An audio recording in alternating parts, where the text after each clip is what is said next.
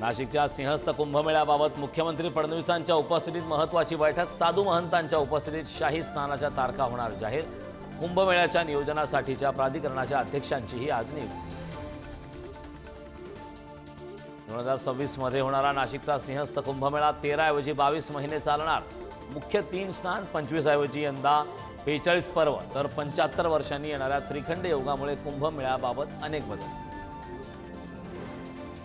हिंदी हीच मुंबईची बोली भाषा। शिंदेंच्या शिवसेनेचे मंत्री प्रताप सरनाईक यांच्या वक्तव्यानं वादाचा नवा प्रताप। तर मराठी भाषेला संपवण्याचा भाजपचा अजेंडा आता शिंदे सेना राबवते। विरोधकांचा हल्ला होता।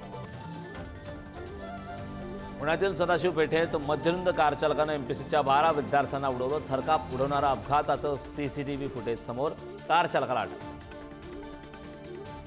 पुण्याच्या सदाशिव पेठेतील अपघातात जखमी विद्यार्थ्यांच्या उपचाराचा खर्च राज्य सरकार करणार। मुख्यमंत्री फडणवीसांची घोषणा।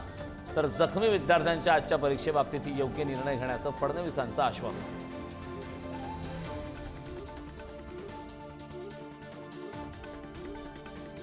समृद्धी महामार्गाचा अखेरचा टप्पा 5 जूनला होणार खुला। मुख्यमंत्री फडणवीस इगतपुरीतून करणार लोकार्पण।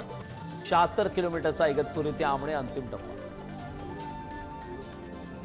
व्यावसायिक एलपीजी गॅस सिलेंडर 24 रुपयांनी स्वस्त। आजपासून नवीन दर लागू। 19 किलोच्या एलपीजीची किंमत 1723 रुपये।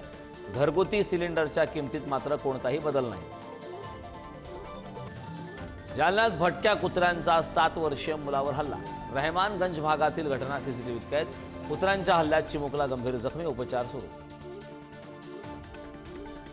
अमरावतीतील कोंडिन्यापूरच्या रुक्मिणी मातेची पालखी पंढरपूरकडे मार्गस्थ। विदर्भातील पालखीची 431 वर्षाची परंपरा। टाळ, मृदुंग आणि विठुरायाच्या गजरानं कौंडिण्यपूर नगरी दुमदुमली।